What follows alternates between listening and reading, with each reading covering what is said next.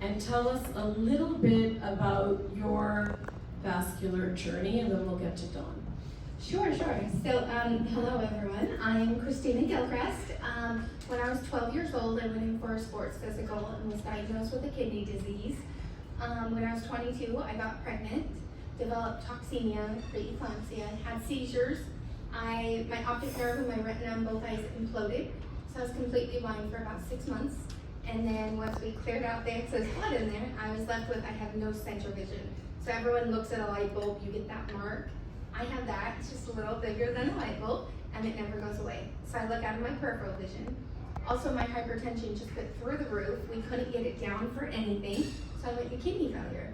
So at that time, we knew it was coming. And so I was able to go in and get a fistula.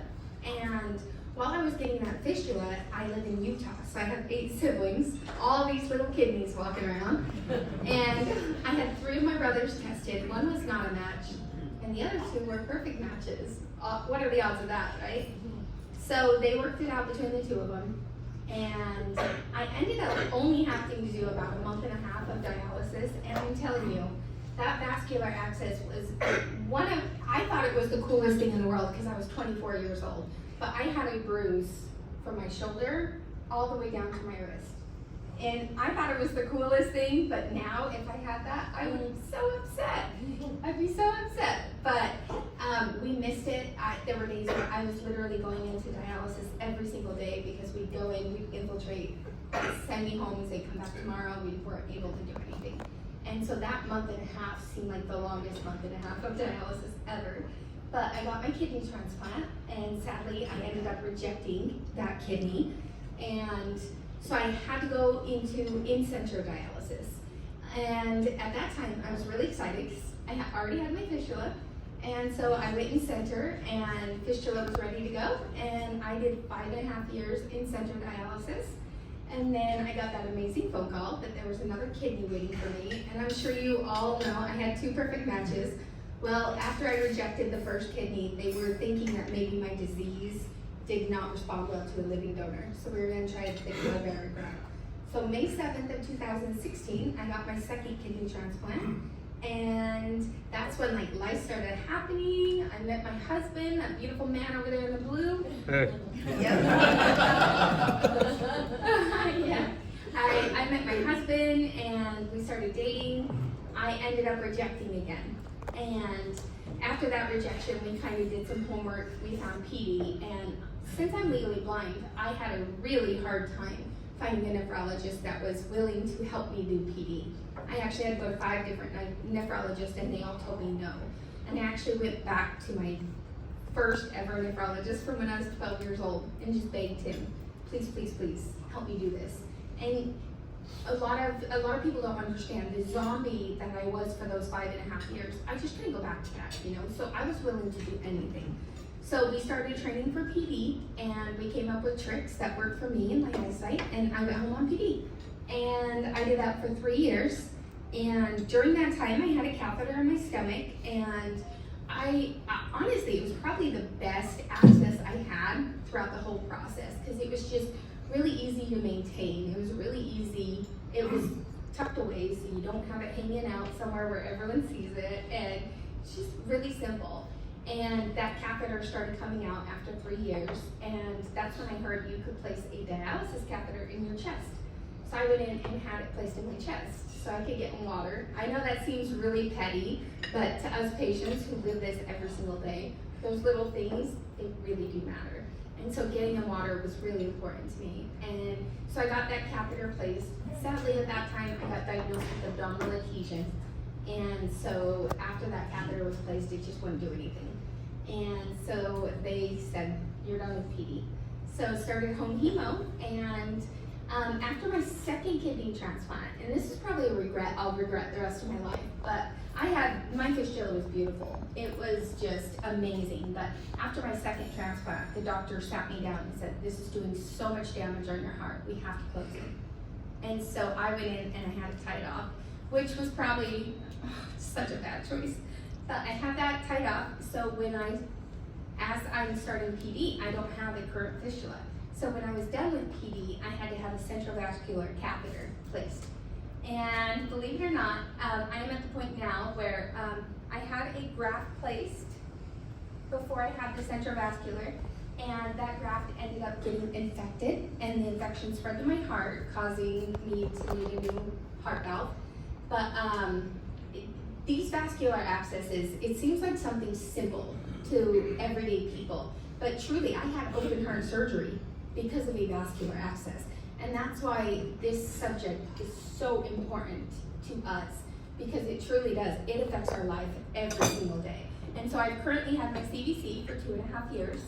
I know, everyone freaks out when I say that. I've learned how to take care of it, how to clean it on my own. So I do shower with mine. I don't have to go months without showering. I shower, me and my husband maintain it, and now I've been doing home hemo for 2.5 years.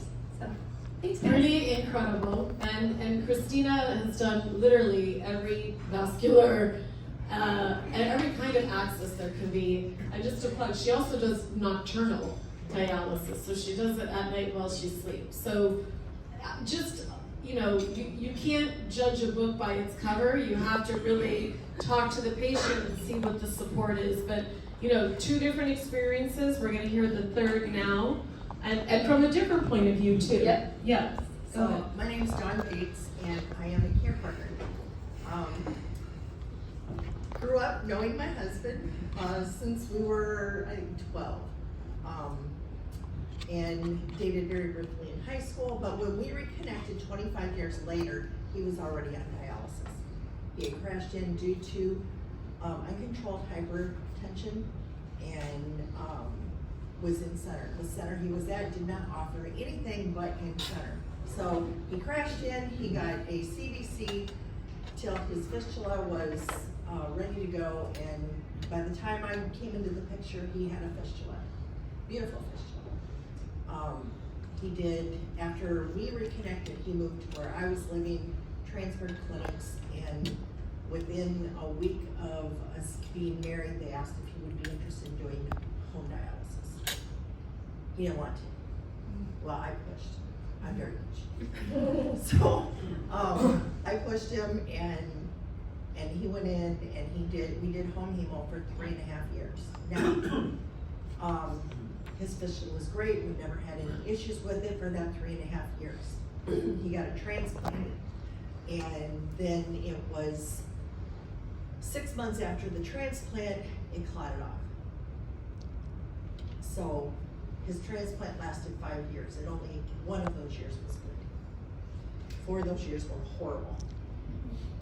And so when he crashed back in, 5 years later, he ended up with an IJ and then a CVC until he could get a new fistula. And then he had to have it repositioned. And there's so many conversations that need to happen between the physician and the patient. There has to be that dialogue. What if my husband bow hunted and they wanted to put it in his wrist? That doesn't work. That's going to take away from his quality of life. And that's what patients focus on, is quality of life. We know we're not here forever. We know he's not going to live forever. I could get hit by a bus tomorrow. True story, okay? So what do we focus on? Quality, not quantity. So he got his fistula, he had it repositioned. So he's had a CVC and he's had a fistula. He never did PD, he never had a graft. But during this time, he was having issues with his fistula, and the doctor put a stent in. Now, knowing what I know now, I would never let a doctor put a stent in his fistula. And why is that? Because the fistula continues to grow. That stent's not moving. And now we're having narrowing issues and high pressures. So these are things that we, as patients, as care partners, are learning along the way. There has to be another way. There has to be a better way. So, Jimmie has been on dialysis for minus the 5 years. He's been on dialysis for 10 years.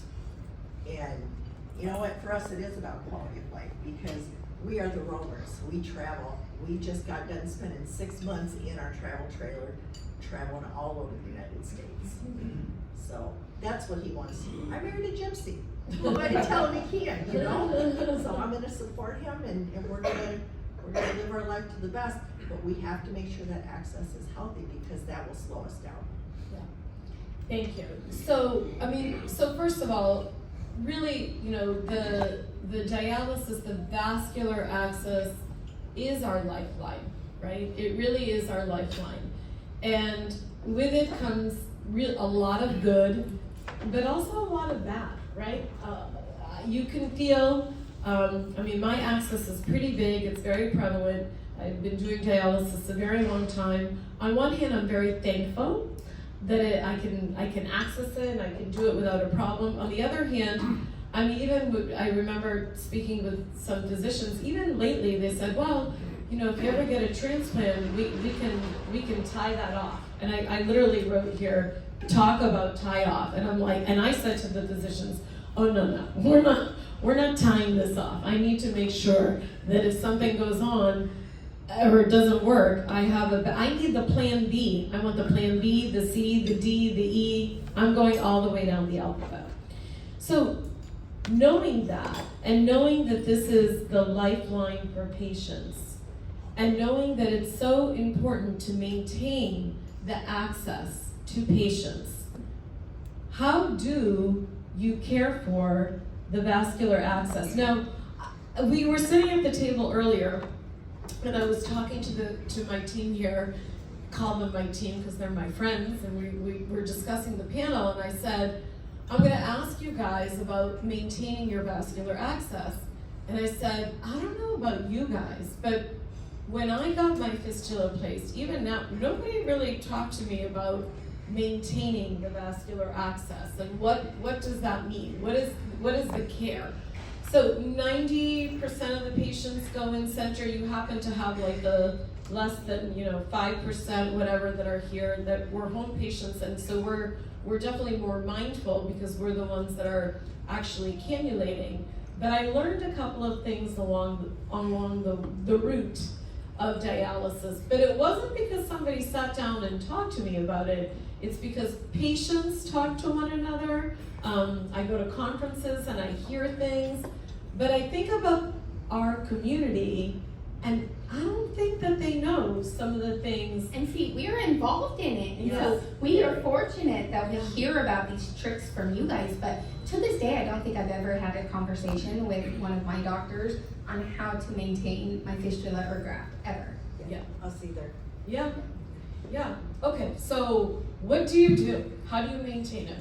I'll go to Dawn first.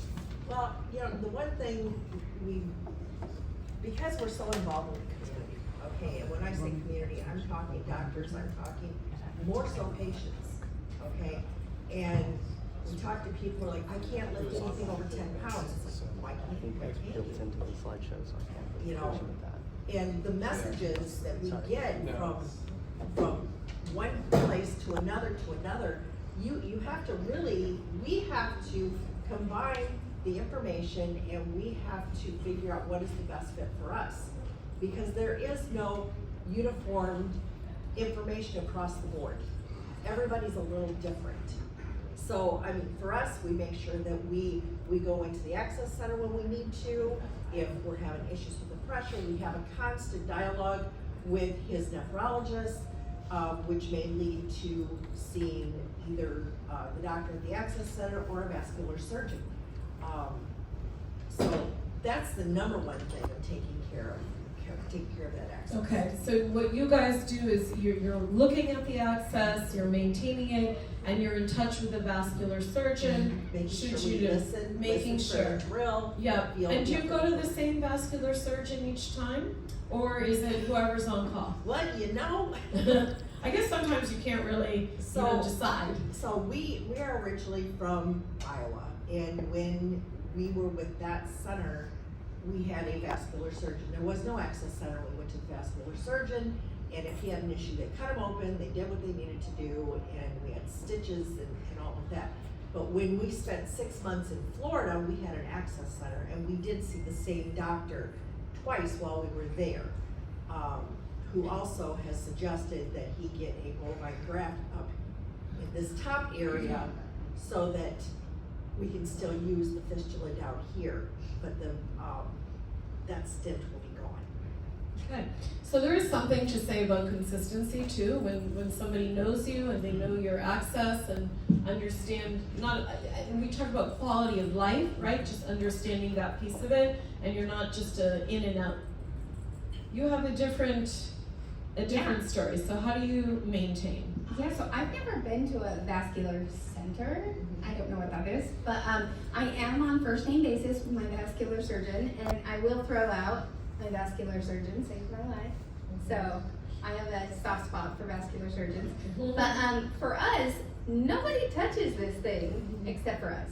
And so we're on our own. We don't talk to anybody about pressure. We don't talk about anything.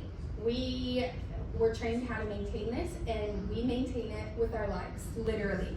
We take care of this like it's our little baby. And it's hard because I'll post a video of me taking care of my CBC, changing out my dressing, and someone will message and say, whoa, wait a minute. I haven't showered for 6 months. How did you shower?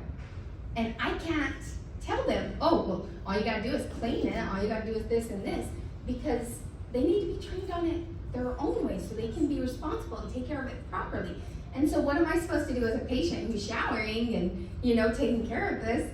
Be like, hey, go talk to your doctor, tell him, hey, somebody who takes care of this on their own, can you be trained? And you just have to hope that that doctor is willing to try and train them. Well, and let me piggyback off of that a little bit, Christina. Jimmie was in the hospital in September due to a gallstone. And we got transferred to a hospital that is normally not our hospital because we didn't have a surgeon to take care of this issue in our local hospital. And I get there and I talk to not one, not two, but 3 different nephrologists explaining, no, I can't bring his machine in, but I'm the only one that's cannulated him because guess what? His fistula is under his arm. All right, bad spot to self-cannulate. That is also part of the dialogue that needs to go with the patient and the surgeon, okay? So I'm the only one that's cannulated my husband in 14 years. And I have never infiltrated him, and he's never had an infection. So I'm at this hospital, and I'm explaining to this nephrologist, 3 of them, that I'm the only one that cannulates him. And they're like, the nurses will take good care of him. You are not hearing me, okay? And then it went to, it's against our policy. Can I see the policy? Never saw a policy.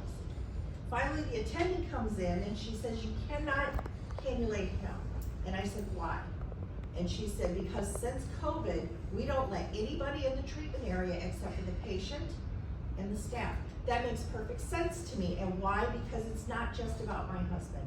It's about keeping everybody safe. So I said, bring me the needles and the saline and I'll cannulate right here bedside and you can take him to treatment. The next day I was invited to the center to cannulate. I am the only one. That is his lifeline and I am not gonna let anybody screw that up. Yeah. And by the way, most of you in this room probably have not been infiltrated before. And you can say the terminology. It is very, very painful and it is very, very dangerous for your vascular access. And so it makes sense. It sounds like a little thing, but it makes sense. Okay, I'm going to turn the subject. Now you've got a good foundation of who we are and kind of the day-to-day. So let's think about what the future of access could look like, because that's why we're here today, right? So if you were to just kind of envision 10 years from now, right? We're still here, we're still doing this.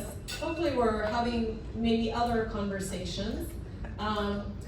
What does that vascular access look like for you? What would you want it to be? Christina, I'll start with you this time. Okay, so the reason I've had my CBC for 2.5 years is because they want to take my left arm now for my next vascular access. And my right arm, I had my fistula, and then my graft was under my armpit, which, why don't we put it there? I don't know. But they want to take my left arm, and I'm 42, guys. Like, when I go to the hospital, I need IVs and blood pressures, and I don't want to have them all done on my legs. And so I'm in a spot where I want a vascular access that is not in my arms. I want something that I can hide, something that's just for me, which a CBC is. Nobody has to know that I have this unless I want them to know. And I want something that does not hurt.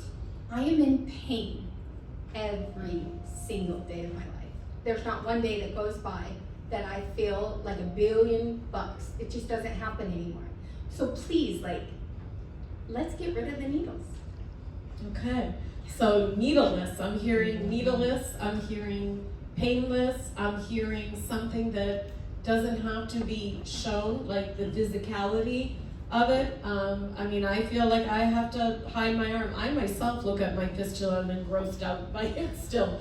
Meanwhile, I'm also very proud of it, so it's like this complex world, right, that we live in. I'm like so happy to have it and it's great, but if anybody looked at it, they'd be like, what the heck is going on with that one? I tell you, I've been invited to rehab probably 15 times because people think I'm a drug addict because of my arm.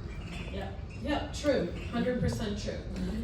Okay, so needleless, painless, and something that is a little more discreet. So those are the 3 words you can write down. Needleless, painless, discreet. How are we gonna get there? Dawn. So, Jimmie and I actually was having this conversation last night, and he agrees. You know what? No needles. If there is a way that we can get to his access without having to put 15 gauge needles into his arm. And let me also add, my husband treats 6 to 7 days a week because he chooses to, okay? He feels great because of that. But no needles would be awesome. Also, understanding and looking at the whole picture, we want people home. People want to be home. You know what's keeping them in that center? Those needles. Yeah. They're afraid to cannulate themselves. They're afraid they're going to hurt themselves. And it's pretty sad when you have to have a shot of lidocaine to stick a needle. Mm-hmm. That is so contradictory of itself, but that is how painful these needles really are. Well, and let's face facts too. You know what? We have limited accesses.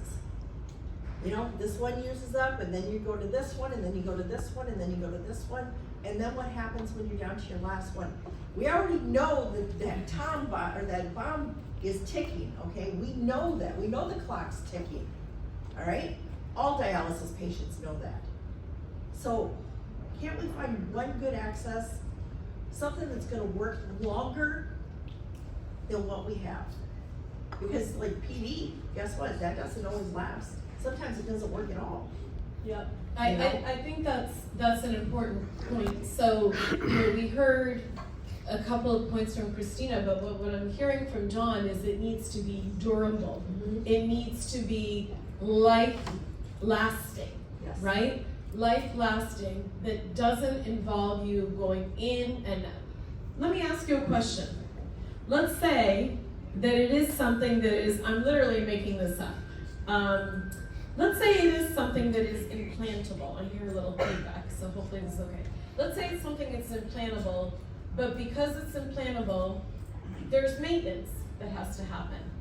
How often, or how not often, what would you be willing to do in terms of something for maintenance for a vascular kind of access? What would you be willing to do? What's your non-negotiable, and what would you be willing to do? First. I would say,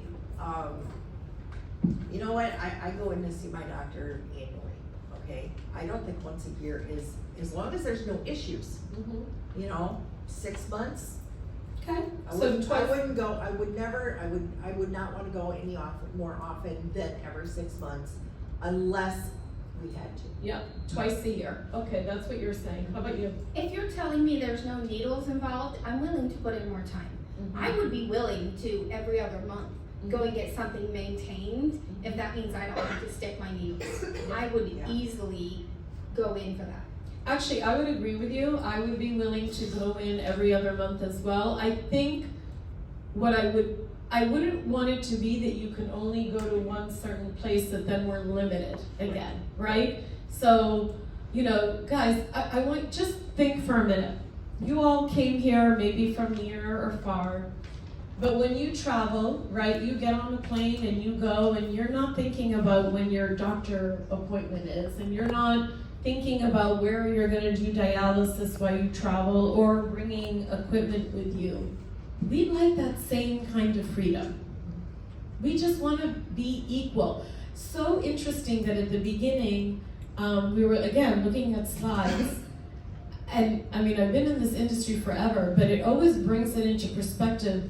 The outcome for dialysis patients are worse than cancer patients, are worse than cardiovascular patients, who, by the way, will go through their illness, and then, God willing, cancer patient, you can move on, and right, you go on.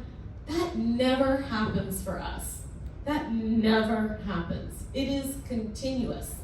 It is continuous. It is, we do not have that luxury of just being like, well, I'm gonna just get on a plane and do X, Y, Z. So that understanding of, okay, maybe it's every other month, maybe it's even monthly, but can we have access centers that are available not only in the big cities? We have to think of like equality, right? And representation for all. So I do think that. Yeah. Okay, I'm just checking my time, and I'm gonna ask for questions, so get ready. So my next thought is, so we talked a little bit about what it could be in the future. So yes, we all agree that we want needleless, we want freedom, we want durability, we want it easy, you know, we're looking for the pie in the sky. Clearly we're not gonna get there tomorrow, okay? So we've gotta think of, what are the in-between steps that can get us there so that there is a tomorrow? So I'm gonna throw something out. We have heard a lot about AI, right? There's a lot going on with AI now. What if there was some kind of device? So right now, when I maintain my fistula, I just kind of move around in different spots. I know that I shouldn't be going in the same spot. By the way, I feel like my fistula is still as big, it doesn't really help, and I do move around. But what if you had some kind of AI device that not only kind of helped you know where to go, it also kept track, right? It mapped out where to go. How would you feel about using something like that? What would you want it to look like? Is there something else that you have in mind? How could we get like from at least there? Because I agree, I think one of the things that, you know, patients don't really get to control their illness because everybody does everything for you when you're in center. So how can we empower the patient?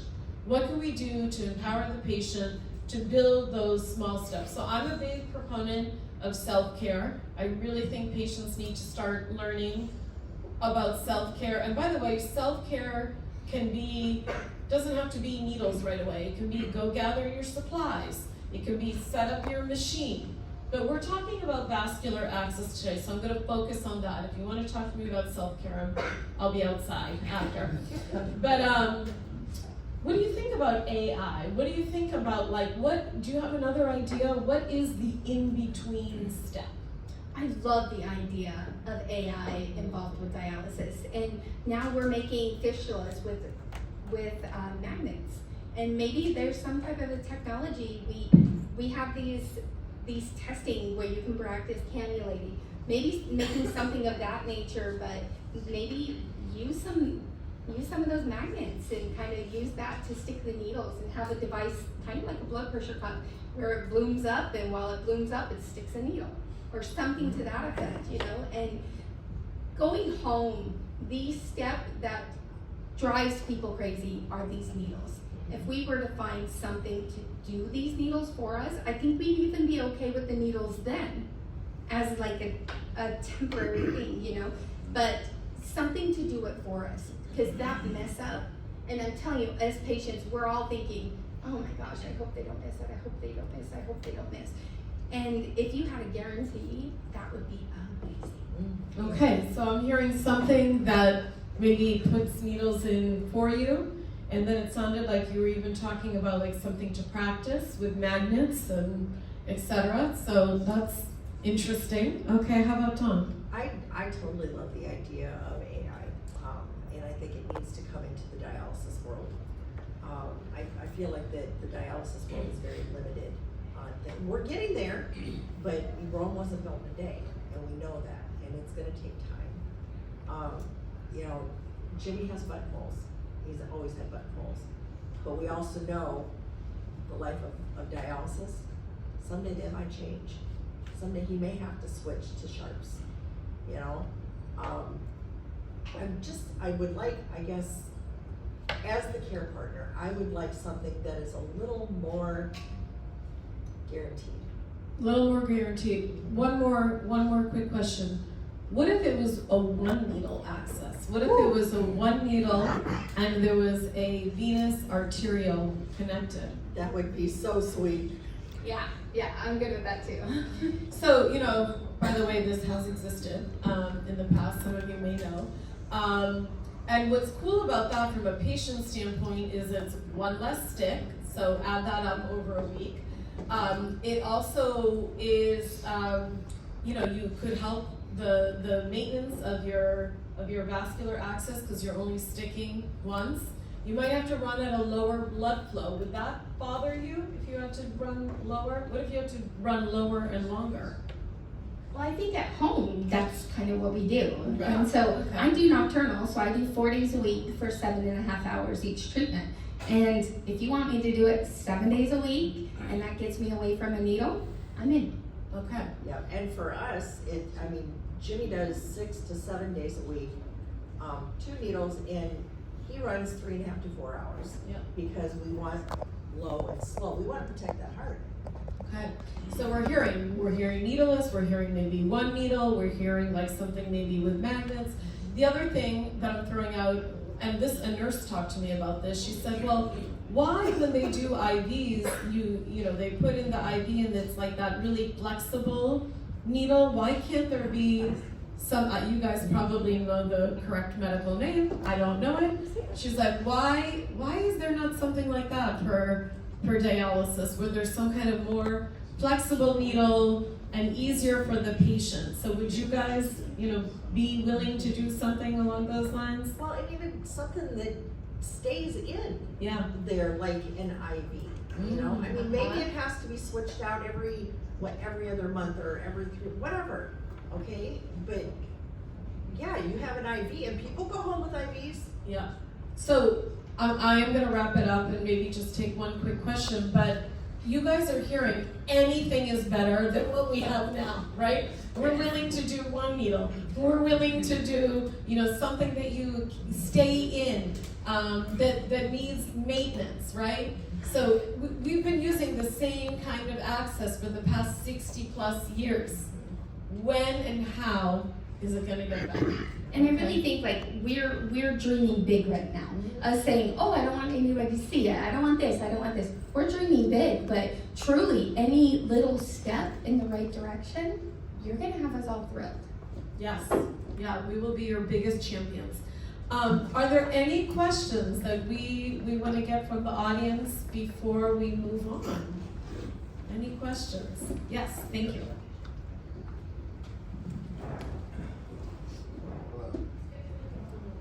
I'll just yell. So I'm Anthony Rodriguez. I'm on the device innovation side of Plano Medical. Thank you all for a great panel, for coming here. We really, really appreciate it. It's great to hear from you. I have so many questions, but one real quick. Maintenance. What does that mean to you? We say maintenance. Coming once a month, every other month for maintenance. I mean, a quick check, look and feel. What you mean actually going under, going getting the procedure done? What is maintenance? Okay, that's a good question. I think there's 2 kinds of maintenance. So one is, yes, just going to get checked. But to be honest with you, if it's like going under, it's a day